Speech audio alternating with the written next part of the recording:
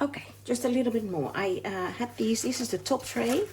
I had some puddles and I just thought, well, let's be creative. Do a bit like so and make kind of like interesting splashes. And then I thought, well, I could even add a few more splashes. Let's see, I've never done this before. Let's see how that works out. So I'll pop this back in the oven. Come on. And see if we like that, the splashes. So that was the top layer, this was the one below. So what I did with this one, I poured off the most of the liquid. It's not dry yet, I need to pop it back. I poured off a lot of the liquid, so it's quite a bit lighter than what you see here. So that's another option, to pour the liquid back in here, or to actually, well, let's do this with the staining, see what's happening. If I put a little bit of these splashes.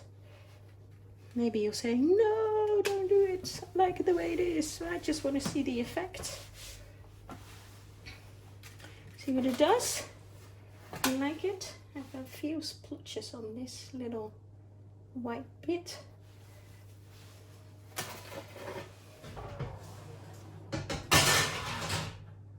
Let's see if the top one is already, yeah, almost dry. Yeah, you can see that's quite fun as well, isn't it? Hope you can see that. So the little stains on here, that's nice. And here on the back you see them even clearer. At least I hope you can see that. Yeah, ouch, that's hot. So this is crunchy, this one is still a bit wet, so that will go back into the oven a little bit longer. And let's see now, the second layer almost dry. Well, not completely yet. No, not completely yet. So I'll continue with the third layer. Oh, my paper got a bit stuck on the side after all, but that's okay. We can live with that. So, yeah, so this one is a bit lighter because I poured off, and this one is even lighter. I poured off, sorry, the lighting isn't great for this, isn't it? I poured off a lot of the coffee and I let it drip, like I'll show you. Instead of, sorry, taking it out and putting it on straight away, now I'm letting it drip. I know I've got a little bit of time before my papers burn, so less liquid. Oh, there's no more. Let's get another one quick.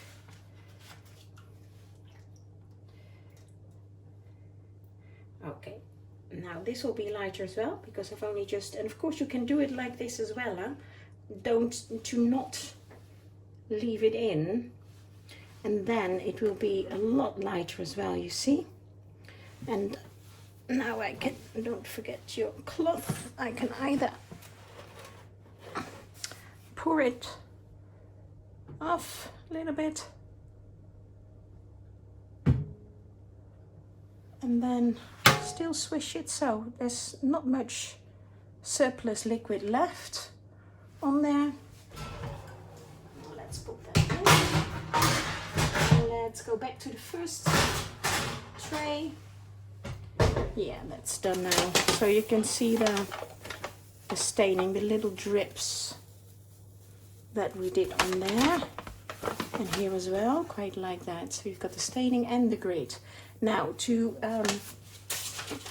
get these papers, excuse me, to get these papers flat, let's put some more in. These are several, just for speed. To get the papers flat, I'm not sure if I said so previous time, but I dry them below a thick book overnight. I'm not sure if this was a great idea. Yeah, okay. That's okay. Well, you can do it even like so. Let's do that. So, not totally submerged. Yeah, great. Let's do some splatters.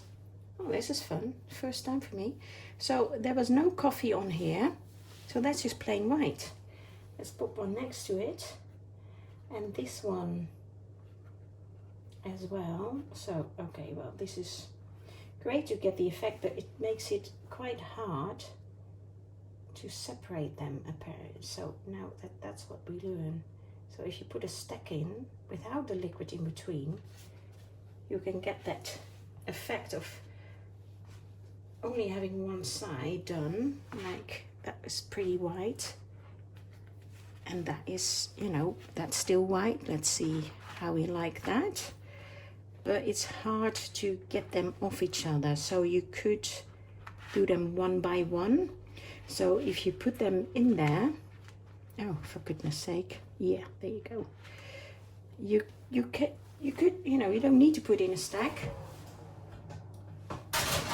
Just do one at a time if you like them lighter. Now this is the other one that we splashed onto. You see the splashes? Yeah, like that. Okay, so that's a new effect. Hadn't done that before. Now this has been half in, half out. Let's put that on the side. No paper in there. Get some more. Okay, let's do that. Hop. That's it. Didn't put it in totally, not submerged. I pop the wet side down because the tray is hot. Let's do some extra splashes. And let's see how that works out. Okay, next tray. So this is really nice with the grid here. I like that. And this one again is quite a bit lighter. So maybe I'll do some lighter ones now for some journals that will want lighter paper. So up and out you go. Let it drip. Pop it to the side so they don't overlap. And get a bit of the side in it. So now I'm going just one at a time, not totally submerged.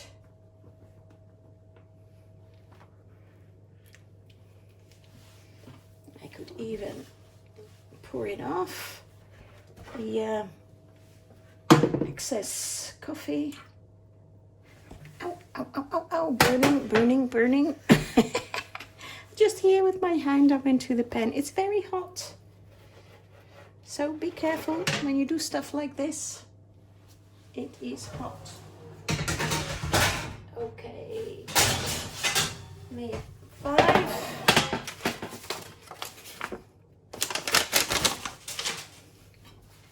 Pop some more in.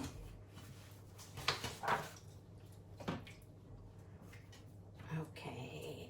Let's let it drip. It goes best dripping from one point. And this one, so not totally covered, let it drip. Cloth for your fingers, other cloth for the oven. Oh, let's shake it because there's a lot of puddling going on there. Let's shake it and let's do just a few splashes.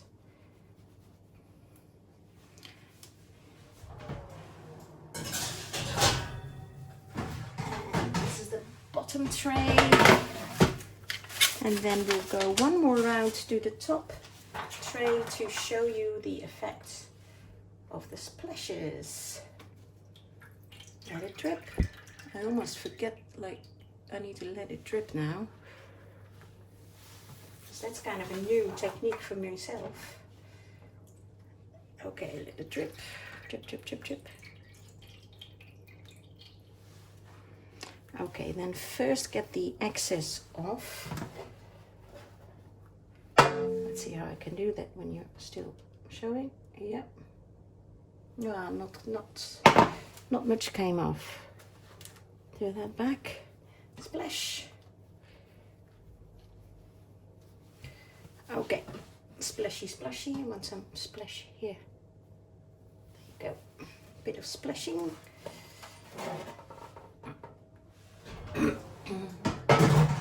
Okay, one more round. Top layer. Oh, yeah, I like that. Look at that. So this is when not, it wasn't totally submerged. Oh, yeah, like it. I'll make some more of these. These are cool. And this one, that's nice. That's really nice. That's nice for in lighter journals. So don't totally submerge it. Well, I did. Oh, I think food is here. So we need to eat. I'll be back. So I just wanted to show you the latest pages, or the last pages that I did. So I left a bit of white on there and I dunked them in the coffee just very shortly, and I didn't even dunk all of it on the back. Little splash. So really like those. I hope you can see that. Here you can see the grid and the little splashes on here. I do think they're cute. The little splashes. Sorry if this isn't the greatest position to film in, but I had no other way of filming this on my worktop.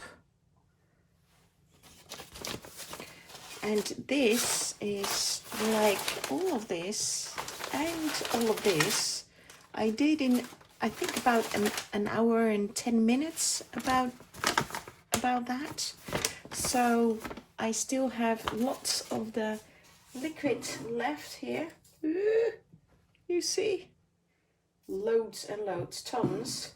So I'll save that, and maybe I'll do some more tomorrow, and then I'll probably do some more of these lighter ones because I do really like those. So then I just do it one page at a time, dunk them in lightly here again, you know, and I will show you tomorrow last bit when I have let these sit. They're all dry now, but when I've let these sit under some books. So I think they're really cool. Let me know what you think. And thanks for watching, and just hang on for the last few seconds showing you these when they've all been flattened. Okay, it's now the next day, and this is how it all turned out. So this is the avocado dyed laces. Now I've got a white sheet of paper here, so you can see the colors, and I really like it. It's very, very vintagey. You would almost think it is authentic. So I'm actually quite pleased with this. Of course, you could probably get this effect, you know, with tea dyeing or coffee dyeing as well, but I'm pleased. I'm really, really pleased. So this again, you know, here it's kind of creamy. Here it goes more into a little bit more brown. So it's just, there's a little bit of a brown edge. So it really looks kind of authentically old, I think. Don't you think so? This is really from the 1900s. No, I shouldn't lie. I don't lie.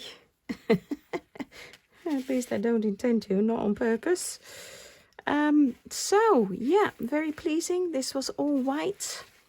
So this is the white, or this was the white bed sheet, and I really like it. So what I want to do with this is you can either tear little pieces of it, makes a really nice torn edge, and use it in ephemera or clusters. But you can, I also want to stamp on this with the StazOn ink, and I've got some nice script stamps, so that will look really, really pretty, I think, on here, and use that in journals. So still very pleased with that, even though it didn't turn out a beautiful pink. We'll try that the next time, or do it with, somebody said, Jeannie Dreamer, thank you Jeannie, the tip of beetroot juice. So I've got actually some beets in my vegetable patch, and normally I would think like, that's perfectly good and a very healthy food.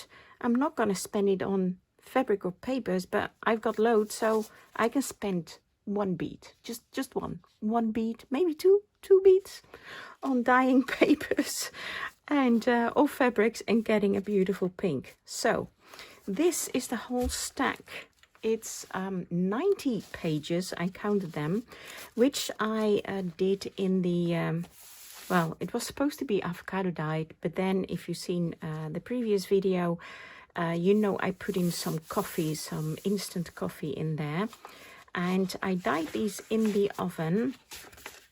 So if you've seen the whole process, then you know how I got these edges, and they smell great actually.